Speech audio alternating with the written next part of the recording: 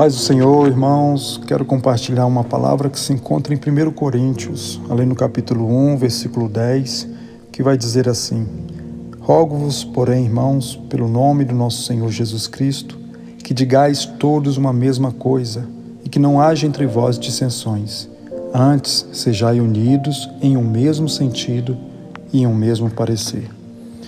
Irmãos, quando pensamos sobre a importância de participar de um culto, normalmente pensamos naquilo que recebemos.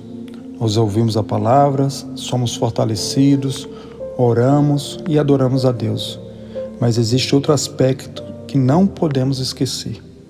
Nós também congregamos porque fazemos parte de um corpo. A igreja não é apenas um lugar onde eu vou para receber alguma coisa de Deus.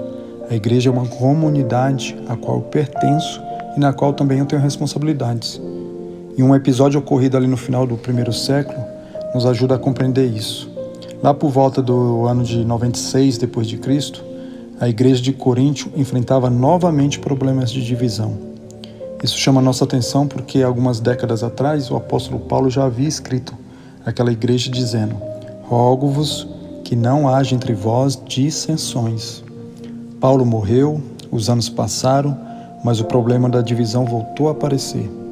Alguns membros da igreja de Coríntio haviam se levantado contra os seus líderes, e aquela situação estava provocando conflitos dentro da comunidade. Então a igreja de Roma vai enviar uma carta ali aos cristãos de Coríntio. Essa carta vai ficar conhecida como 1 Clemente. Tradicionalmente ela é associada a Clemente de Roma, que era um importante líder cristão ali do final do primeiro século. E existe algo muito interessante nessa carta. Clemente ele procura nos lembrar que a vida da igreja deve ser marcada por humildade, pela ordem, pelo amor e pela unidade. Em outras palavras, apenas algumas décadas depois dos apóstolos, os cristãos já estavam aprendendo uma verdade que continua necessária a nós.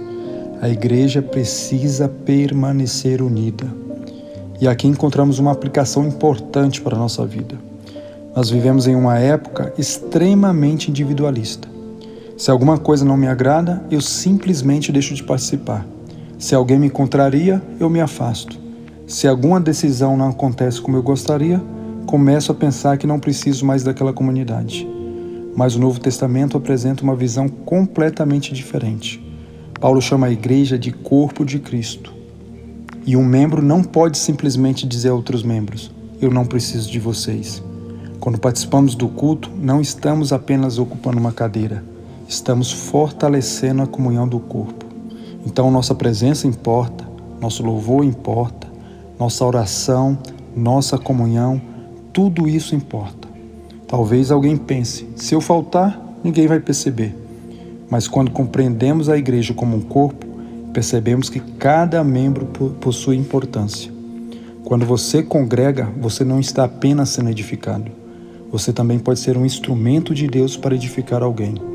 Um abraço pode fortalecer uma pessoa, uma palavra pode encorajar alguém que está desanimado, uma oração pode sustentar alguém que está enfrentando uma batalha que você nem conhece.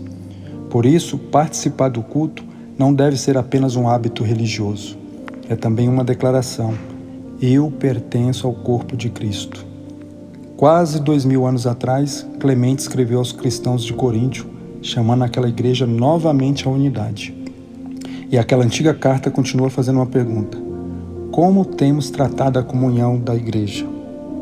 Não permita que pequenas diferenças, mágoas ou preferências pessoais afaste você daquilo que Deus estabeleceu para fortalecer a sua caminhada.